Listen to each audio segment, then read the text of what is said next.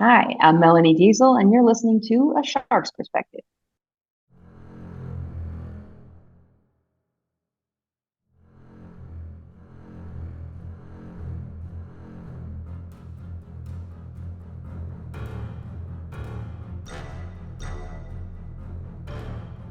Welcome back, and thank you for joining A Shark's Perspective. I am Kenneth Kinney, but friends call me Shark. I'm a keynote speaker, a strategist, a shark diver, host of this show, and your chief shark officer. Your brand is on trial. Hope you knew that. Most people don't believe the claims brands make. Why should they? Trust is and should be earned, so why on earth should they believe anything you say behind that logo? Think about all the claims we make, hyperbole and all. Then what are you trying to prove to customers to help them believe something about you? If you want to earn a customer's trust, then exactly how do you prove it? And excited to welcome back all the way from episode 190, Melanie Deziel, who is the co-founder of the agency The Convoy, a keynote speaker, a former journalist and lifelong storyteller, and the author of Prove It, Exactly How Modern Marketers Earn Trust. And on this episode, we'll discuss Proving It, The Cynical Marketer, Bill Fries, C.W. McCall, and all types of convoys, co-authoring a book with Phil M. Jones, and how to say comparable and even Zapier, brands being on trial, trust is a differentiator, what is the world's strongest coffee, the different types of claims we make, convenience, comparability, commitment, connection, and competence, what Patagonia did, Kathy Reed and Melanie's mom's car, proving it internally and measuring it, campus newspapers, better airports, famous javelin throwers, and a lot more. So let's tune in to a leader of a convoy with a great big old shark rocking through the waters on this episode of A Shark's Perspective.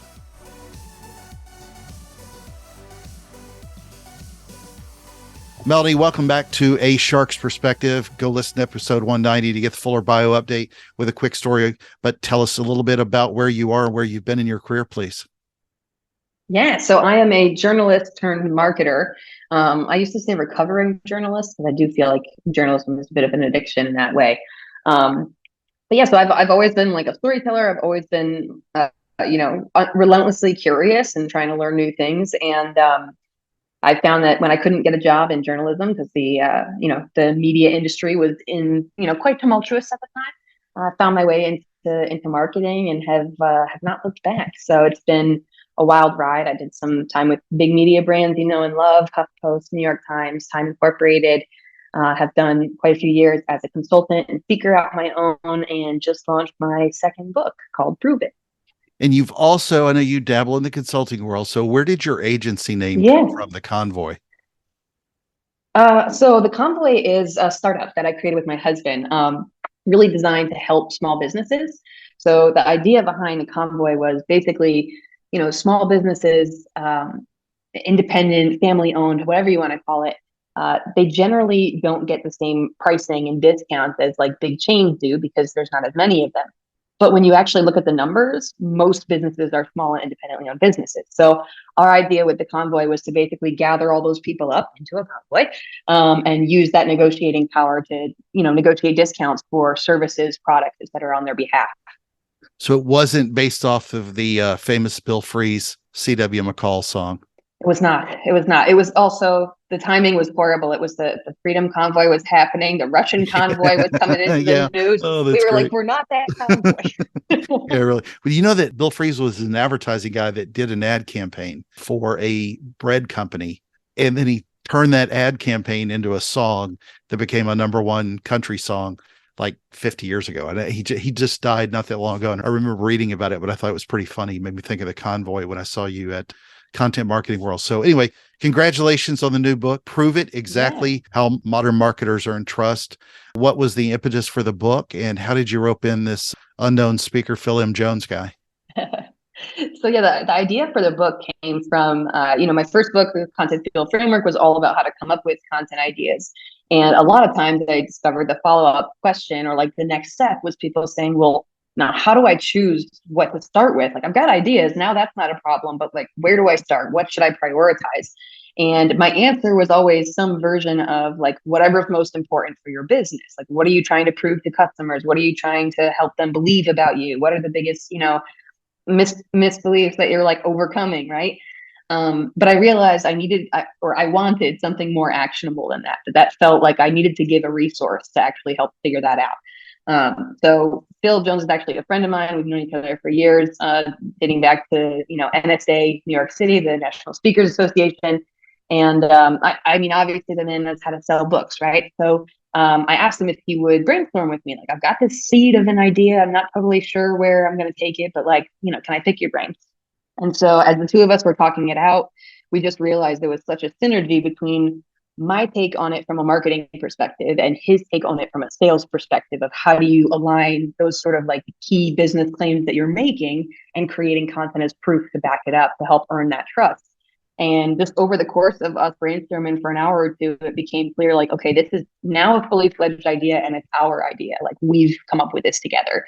And so it made sense. And it's always good to work with a friend. So I was like, yeah, by all means, let's do it. Well, writing a book, as I'm learning, is a slog. You've done it now twice, but what is writing the Yeah. second one? What is it like writing it with somebody else? I don't mean just your synergy with Phil, but it's got to be Yeah. Yeah. different co-authoring a book and sort of developing that synergy outside of the friendship. Yeah. So, it's interesting in a couple ways. First of all, I don't know if I would have said this if you asked me in the moment, but in retrospect, writing the second book was a lot easier and a lot less stressful than the first one because I knew I could do it. So purely from like a logistical standpoint, there was not this like, what if I can't do this? Like, I'm never going to finish. Like, I knew I could do it, even if it was rough the first go around. I knew it would get done. Um, the other thing is that it was actually really exciting to have a co-author because one of the challenges, at least that I found with writing a book, is it can be super isolating. You're so in depth with this project, but you haven't released it to the world yet. There's no one for you to share your excitement with. There's no one for you to sort of bounce ideas off of. So for me, it was awesome to be able to call him up when I'm working on one of my sections and be like, hey, I'm running through this example. Like, does this make sense? How should I position, to have someone who is as deeply invested in the written product as you are gives you, assuming you get along with them well, someone to kind of bounce ideas off of and grow with. The other thing is, yeah, like I said, we're friends, of course, but it's also, he's incredibly talented, and so to be able to kind of be one another's editor, to kind of improve and give feedback to each other throughout the process, it was like it created this sort of cycle of improvement where like things just kept getting better, they kept getting sharper because we were able to build on what the other was doing. So it was a really fun process. Yeah, it's amazing. If you've ever worked with a content editor before, having one that's a friend that can really challenge you, it makes it a much better process. Well, Melanie, I didn't Yeah. like the book. I loved it. It was Oh. easy to read and very to the point. As a cynical marketer, this is catnip to me. But well, let's talk a little bit about the trial. You say that brands are on trial. Your Honor, elaborate, if you will, on that legal argument, please, where you think brands are on trial today.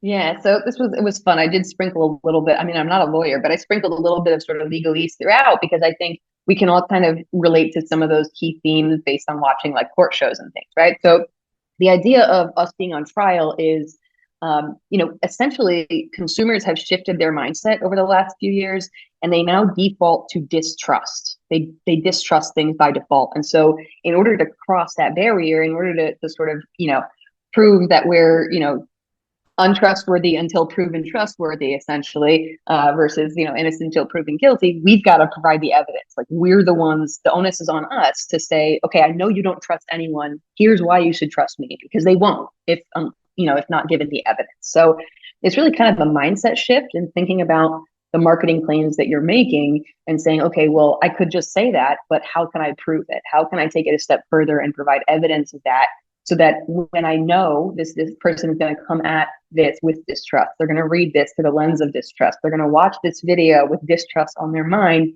How do we overcome that by providing enough evidence for them to feel comfortable trusting us? So it is, I like to think we're on trial, but I think it's also an incredible opportunity, to be able to differentiate yourself in that way. If you're working in an environment where nobody is trusted, then like, what an opportunity to be able to set yourself apart. Yeah. Permission to read a passage from the book. Yeah. So I love this. Even when marketers, sales professionals, and business owners have the absolute best of intentions, most of us still don't do a very good job of backing up our business claims. Often, when asked to expand upon a claim or provide more context, We simply repeat the claim or at best rephrase it, but that's not how you win consumers' trust. I love that. If you will, let us know in your mind, how does trust work? And moreover, what do you believe the expectations are today of customers and consumers? So what's interesting is that I think we actually have the ability to set those expectations. I think that the challenge is that we have set those expectations too high for the amount of evidence that we're producing, right? So it's kind of, those two ideas are really, really tightly related, is that if we want to earn trust, not only do we have to fulfill the promises that we're making, that's sort of like table stakes. We're not going to go into deceptive business practices here, but you also need to prove that you are doing so. So It's a very nebulous you know, bar, you know? it is, yeah. But I think, there is no like, you need 6 blog posts and that constitutes, proof, or that constitutes evidence, right? Or like, you've officially provided 3 trustworthy things, and so like now your trust score goes up. It's not quite that objective, which can feel overwhelming. But I think the idea is it's more about intention and awareness. It's like, if you go into your marketing, you go into your sales, your messaging, your positioning with the understanding that your audience does not trust you, it changes the way you think about things. You can't just make outlandish claims. You can't just get carried away in your copy and start throwing adjectives to describe yourself in there, because in the back of your mind, I've got to be able to back this up. I've got to be able to provide proof. I think it puts us in a position where we're making more realistic claims, we're making more accurate claims, and we're also making it easier to be trusted because we're putting it all out there. When I saw you last present, you gave several examples about claims. One of them was Death Wish Coffee. And it was, I can't remember if it was mentioned in the book as well, but I remember you mentioning on stage, advertised on their packaging was the world's strongest coffee. Obviously, could be some hyperbole here, but how would you have them say it? Does the consumer really need to believe or not believe that this is the world's strongest coffee? So that's a really good point.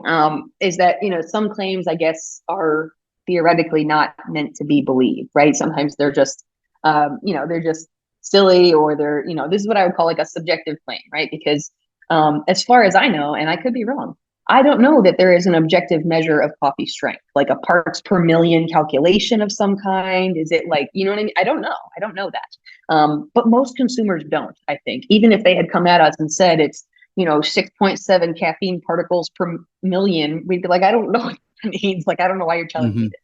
So I think in the case of some of those claims, particularly like massive claims or really subjective claims, the best way to back something like that up is with corroboration, is to have other people say it. Because, if you tell me it's the world's strongest coffee, like anybody could say that. But if you've got testimonials from people saying, when a nurse who works, 48-hour shifts saying, when I can't stay awake, nothing else helps me like this. This is the strongest thing I've ever tried. This is the only thing I trust for, staying awake, whatever it is. You suddenly start to say, okay, well, I now care less about the fact whether it's the strongest, but I know that it's strong. And that's actually what I'm looking for. One of the things that's really interesting is that for most of us and for most purchase decisions, we're not generally looking for the actual best of anything. Like, do you have the best mechanic in the world or the best plumber in the world?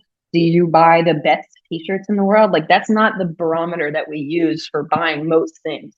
So there's other things that are being considered that we probably need to put more proof behind. How effective it works, how convenient it is to access, things like that.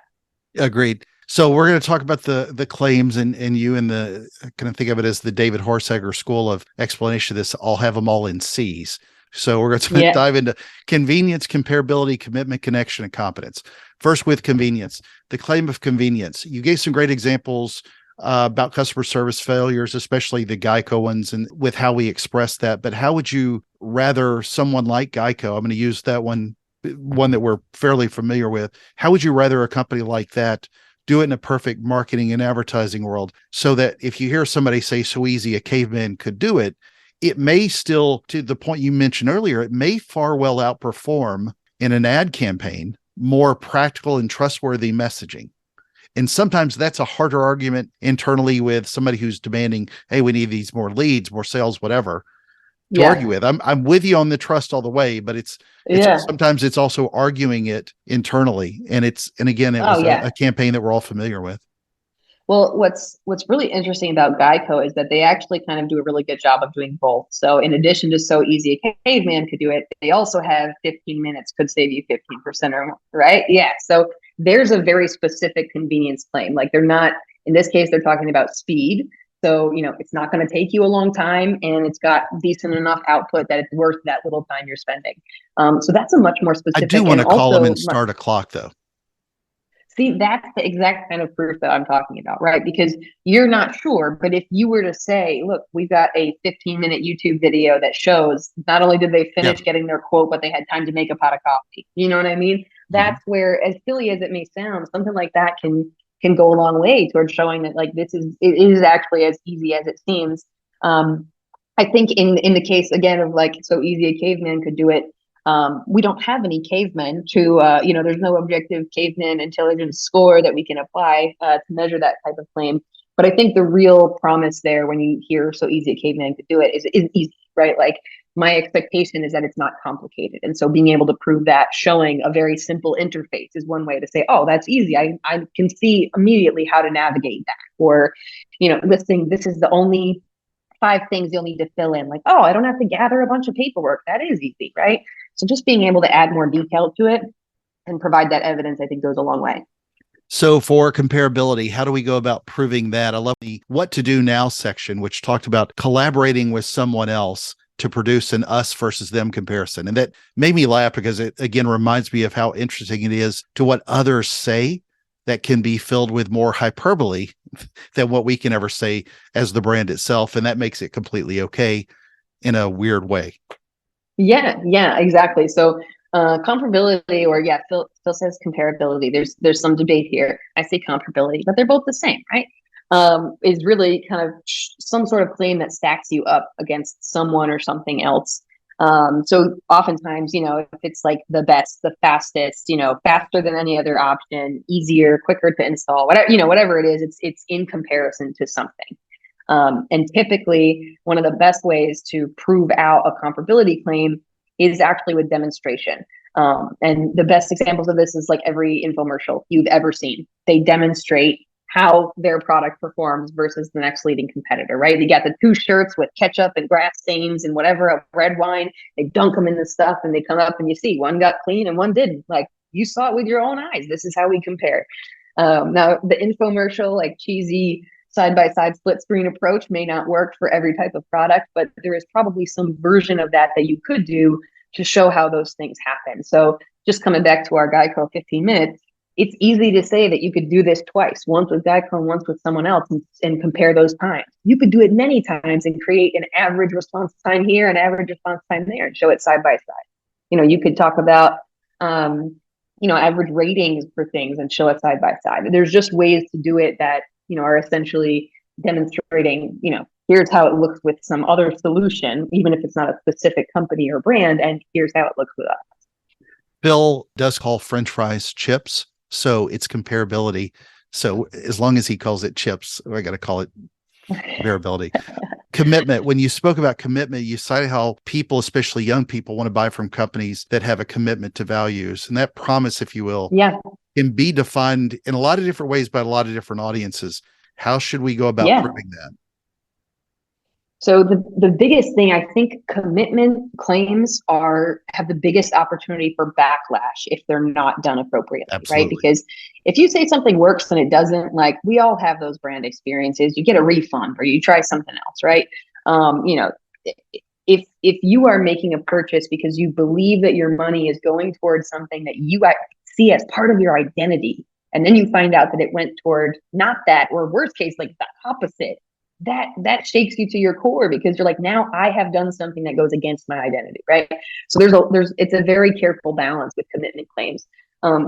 Usually this connects with like corporate social responsibility or charitable giving or some other element of the business, but commitment to a value like sustainability, like LGBTQ rights or, pay Life equality, lives matter, whatever. Exactly, right? So any sort of value, belief, a cause that you're really committed to, people need to see that play out in order to believe it. Because again, remember, not they want to buy according to their values, but they also distrust. So you saying I'm supporting this that's not enough to push them over the line to actually buy. So that's where we need to bring that proof in. And that could be through case studies, showing if you have a commitment to sustainability, like, do a case study and show how much water is saved with your process, or, go back to the comparability and show how, the two processes are different and the outcomes there, how they differ. It's really about finding a way to bring the receipts and show that commitment is actually happening behind the scenes. And behind the scenes content is sometimes the best stuff, the best way that you can show that kind of thing, to say like, look, a company who does this, and I can't remember the name of the company off the top of my head. So if you remember, that would be awesome. There is a company in the marketing space, it might be Buffer, that actually has all of their salaries publicly listed because they're so committed to. Yeah. Is it Buffer or HubSpot? It's one of those social tech companies. But they actually have all their salaries of all employees are publicly available because their commitment to pay transparency and pay equality is like, we are so sure and so clear on this commitment that we don't mind showing all the data because we know we're not going to be found in a lie. We're acting this out day to day. So you don't necessarily have to go to that length, but that kind of thing, just showing that like it's not just lip service. There's actions to back this up. That's the kind of thing that can push them over that from distrust into trust and being willing to make that value-based purchase. Well, and another one you brought up, and I laughed at the time I saw you talk about it because you get so excited about it, was Patagonia. And so the day I think you presented at Content Marketing World was the day after he had given away the company. What I thought would be interesting, obviously, though, because it got everybody elated with how he was really leaning into commitment. But at the same time, as a journalist, if you dove a little bit deeper, you could find where he gave it as a trust, and it also saved him from nearly $1 billion in taxes, and he still gets to keep control. I wish everybody go a little bit deeper on that, but I thought it was great. Connection. Let's talk about the connection claim and the importance of an Atlantic blue Ford Escort. So the story with the Ford Escort, connection, just to clear it up. So commitment is really a one directional thing. I'm committed to that cause, that thing over there. Connection is really a two-way relationship, right? There's ongoing interaction. There's a connection between two people. This is like you're a person, a name, not a number kind of vibe. The Escort is a car that a woman named Kathy Reed sold my mom back in 1997.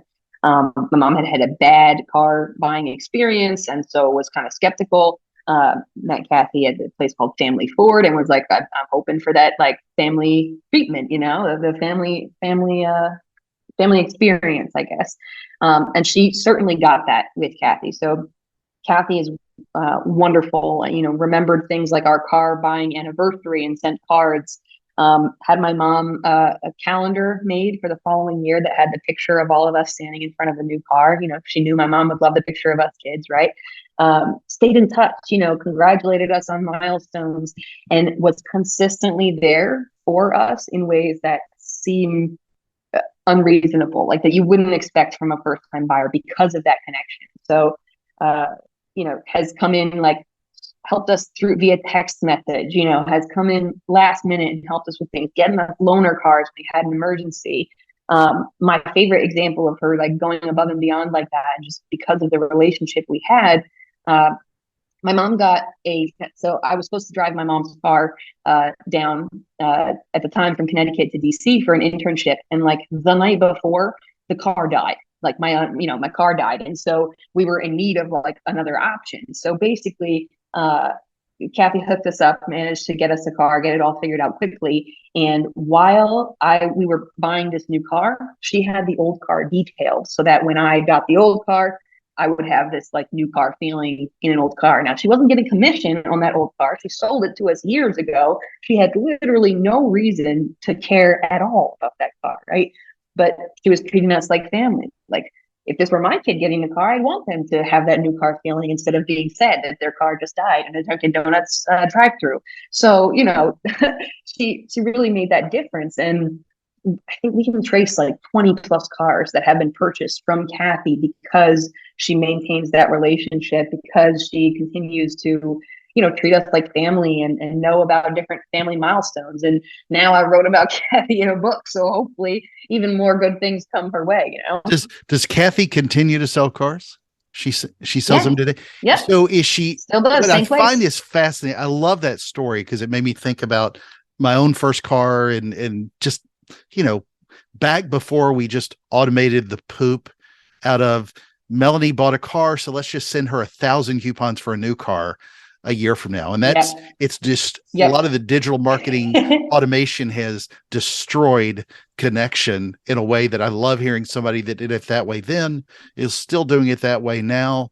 And it's those Yep. little touches that can just be just amazing. So, Yeah, yeah. I think this is probably where the closest overlap is between like the prove it approach to yeah, creating content and like customer experience. That's probably the closest overlap is in that commitment area because it's really about I'm telling you I'm committed to my customers. I'm committed to building or I'm connected to you and building this relationship. Like you've got to show that. That's something that needs to be told because you never would have heard about Kathy if I didn't have this wonderful connection and this ability to share that experience as proof of that connection that she provides. well, so last but not least is competence. The competence claim discussion was great. You brought up how you even got pitched by somebody, I think, about your book and getting promoted. It was one of the things that people have to do more quickly, even today, with so many choices, whatever product or service, whoever it is selling us. How do we go about proving competence? So competence is, it's funny because it's the last one that I talk about in the book, which some people are like, isn't that like, shouldn't that be the first one? But the reality is it's last because everyone makes competence claims, right? That's not probably where you'll differentiate yourself. It's just sort of table stakes. It really is. But yeah, competence claims are anything that has to do with like, I deliver the results that I say I'm going to deliver, that I have experience, that there's some legacy involved. Like you can trust that we do what we say we're going to do. Um, and these kind of claims, you can do a lot of things to show your competence. And I think in truth, a lot of the other stuff that you'll be doing, proving some of those other claims kind of demonstrates your competence just by virtue of doing them, right? If I'm showing you the results we create in comparison to someone else, then hopefully that shows how competent we are. So there's a lot of overlap. But when it comes to competence, case studies and examples from the stories from the past are going to be one of your most powerful things to do. So, I mean, even again, finding overlap, my Kathy's ability to sell a car is not probably in question after hearing that story. Even though that's a story about our relationship and the connection we have, it demonstrates her confidence just by virtue of the story existing. So you'll probably find that a lot of your other content has your confidence sprinkled into it. But this is a time where you really want to focus on success stories and results that you've driven and how you can share those results in a way that isn't coming just from you. Great job of talking about what trust is and how to prove it. But I'm just curious with convenience, comparability, commitment, connection, and competence. Any of those resonate more strongly for you as you looked at it in your journalistic approach? It's really interesting because for different industries, different ones kind of seem to pop or be more important for different types of purchases or like, if I'm buying like snack bags to send snacks to school with my kid, I'm not super worried about their commitment to most things unless I'm trying to find a more sustainable option. I don't really want to have a personal relationship with Glad or Ziploc, to buy these things. So I'm looking for convenience and confidence. Like, is the bag going to stay together? Is it cheap? And does it come in the size that I need? So you'll find that as you look at, examine like your business, your services, there will probably be some that are most relevant depending on what matters to your customers most. What objections you hear commonly is another clue. But yeah, I think that they all have a place, but I think the degree to which you emphasize them or like put them forward of some of the others is just going to depend really on like the whole buying experience and the customer mindset for that particular product or industry.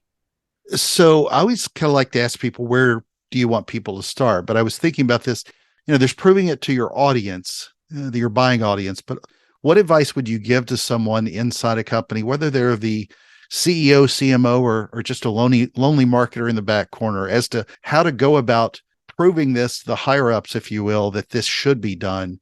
They're going to be looking for proof that this works and really how to measure it.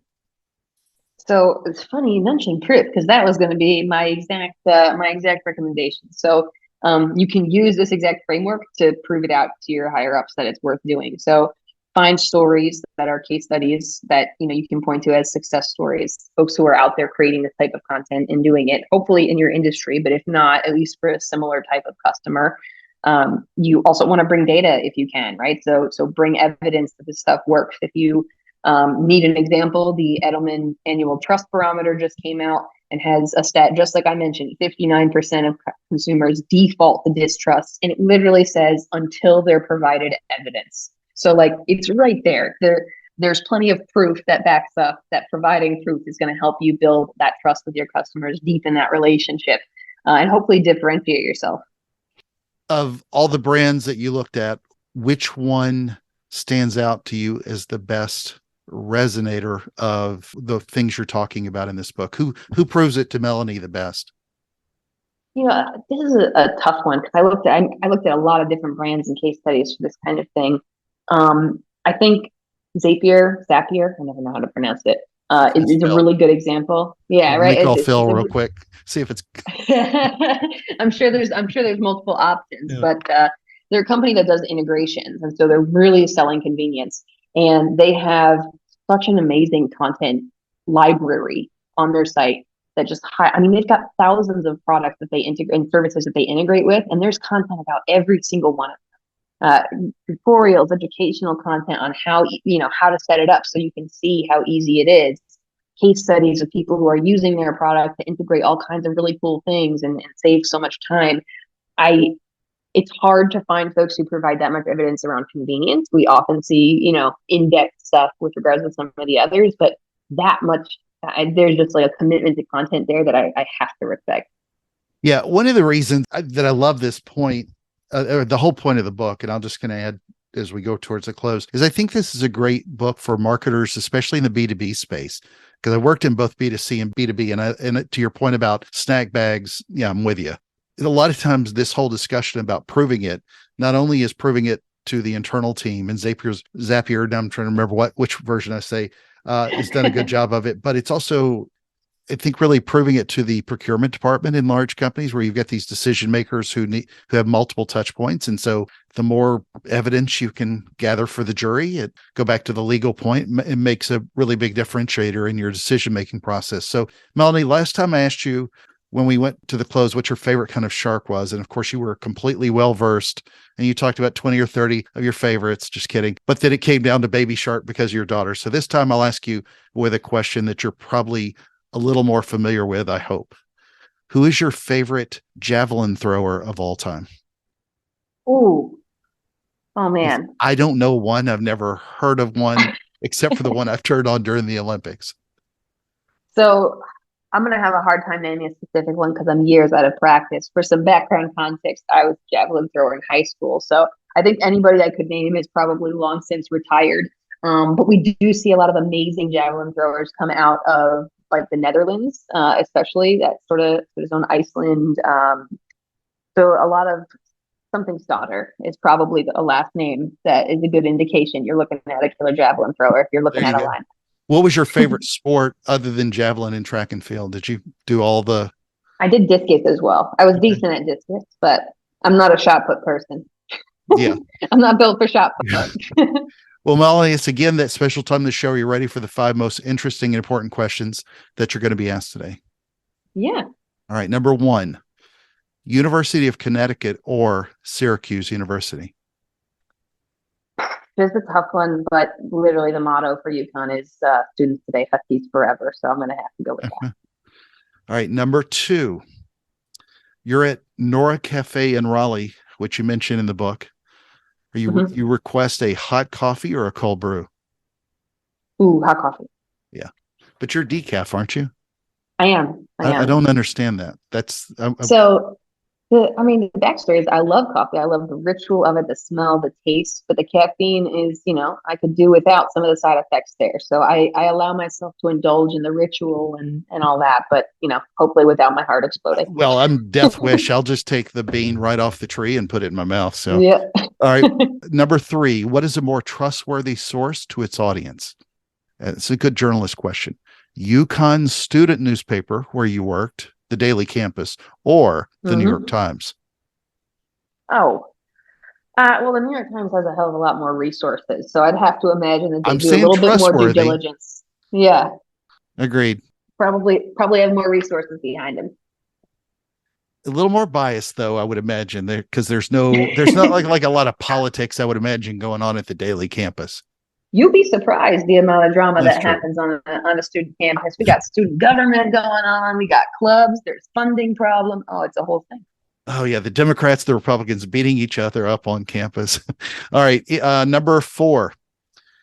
Now that you've moved, that's a good question. Down to the I guess you're in the South now. So any of the Mm-hmm. 3 New York airports that you would have traveled out of before, JFK, Newark, or LaGuardia, or the Raleigh Durham airport that you use today, which is in and out in 10 minutes? So this is a really tough question. RDU is more convenient just because there's fewer people there. But because it's a smaller airport, Connection. they don't have as many of, yeah, you almost always have to go for a layover and they don't have as many of the amenities. So like you can't use Clear to get through. They don't have Clear to get through security. Not as many coffee options inside. But RDU is home base now. So Well, if you're going to heaven or hell, you got to make a connection out of Atlanta. That's the old yeah, saying. we get a lot of DC connections Oh too. yeah. All right. So Yeah. number 5, I asked you once before, biscuits or cornbread. So I got to ask you a different question now that we're getting closer to the season. Number 5, and the most important question that you're going to be asked today, is turkey or ham? Well, turkey. I don't eat pork, so turkey definitely. But Okay. also, I mean, Thanksgiving's the best. True. All right. So Melody, where can people find out more about you, learn about the book, what you're doing, and more? So if you head over to storyfuel.co, so storyfuel.co, that's my home base. So you'll find info about the books, about, having me speak, working with me, all my social links, whatever you need over there. Lots of resources for marketers and storytellers too. Melody, thank you for coming back and being with us today on A Shark's Perspective. Yeah, thanks for letting me share my story.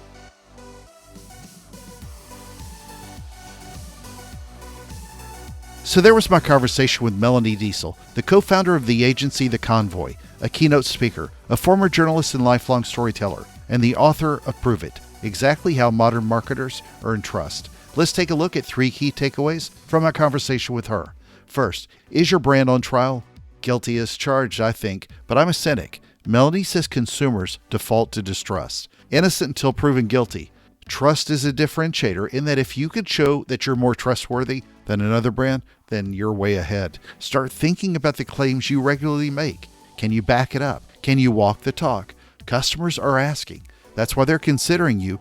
So go into this knowing your audience likely doesn't trust you. For them, make it easier to be trusted. Second, when you think about trust in marketing and advertising, just look at the typical campaigns, for example. People use so many superlatives. Think about a PPC campaign even. If you leverage the machine learning and AdWord engines, then they will default to what works, which may in fact be the hyperbole your customers are questioning or trying to avoid, just because it performs better in the engine. Being the best ever may give you a quick click-through, but being not trustworthy can be a forever bounce out. Third, demonstrate how your product or service performs. It's one of the best and easiest ways to show how you can walk the talk. Don't just say it, show it. Especially think of the cost of burning trust with commitment. Is the cost so bad when they get a refund? Yes, but it's actually much worse. The complex costs you don't see when losing trust goes far beyond the simple price. Got a question? Send me an email to kenneth@asharksperspective.com. Thank you again for the privilege of your time, and I'm so thankful to everyone who listens. Be someone who proves it today, and thank you for letting me share my story. Join us on the next episode of A Shark's Perspective.